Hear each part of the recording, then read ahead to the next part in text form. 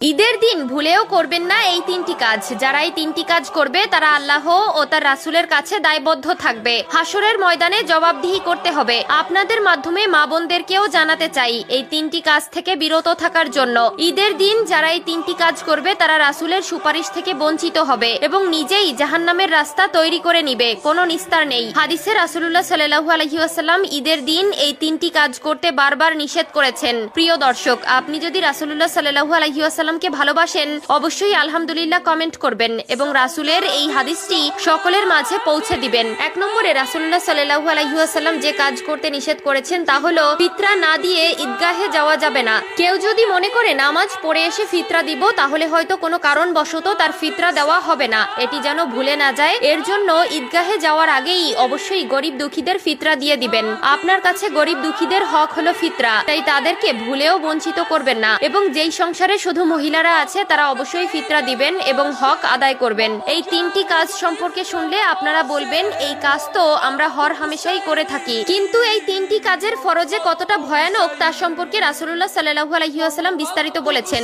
এমনকি যারা না জানেন তারা অবশ্যই জেনে নিবেন এবং সকলকে জানার সুযোগ করে দিবেন। ঈদের দিন কেন রাসূলুল্লাহ সাল্লাল্লাহু আলাইহি ওয়াসাল্লাম এই তিনটি কাজ করতে নিষেধ করেছেন চলুন জেনে নেই। 2 নম্বরে যে কাজ করতে নিষেধ করেছেন তা হলো আত্মীয়তার সম্পর্ক নষ্ট করা। প্রিয় দর্শক, যদি কোনো আত্মীয়র সাথে বা প্রতিবেশীর সাথে সম্পর্ক খারাপ থেকে থাকে অবশ্যই ঈদের দিন সম্পর্ক ঠিক করে নিবেন। আল্লাহ তাআলা বলেছেন এবং প্রিয় রাসূল বলেছেন যারা আত্মীয়তার সম্পর্ক ছিন্ন করে তারা জান্নাতে প্রবেশ করবে না। অবশ্যই ঈদের দিন সকল সম্পর্ক অটুট রাখবেন এবং এই সম্পর্কে যেন মৃত্যুর আগ পর্যন্ত থাকে তা প্রতিজ্ঞাবদ্ধ হবেন। আত্মীয় বা পরিবার বা প্রতিবেশীর মনে কষ্ট দিয়ে আল্লাহ ও রাসূলের মনে কখনোই জায়গা পাবেন না, বরং আপনার জন্য জাহান্নাম অবধারিত। মনের মধ্যে হিংসা বিদ্বেষ দূরে রেখে অবশ্যই আল্লাহর নিয়ামত লাভের জন্য আত্মীয়তার সম্পর্ক সবসময় মজবুত রাখবেন এবং ভালো রাখবেন। 3 নম্বরে যে কাজ করতে নিষেধ করেছেন তা হলো ঈদের দিন রোজা রাখা। প্রিয় দর্শক, ঈদের দিন রোজা রাখা সম্পূর্ণ হারাম। ভুলেও এই দিন কেউ রোজা রাখবেন না।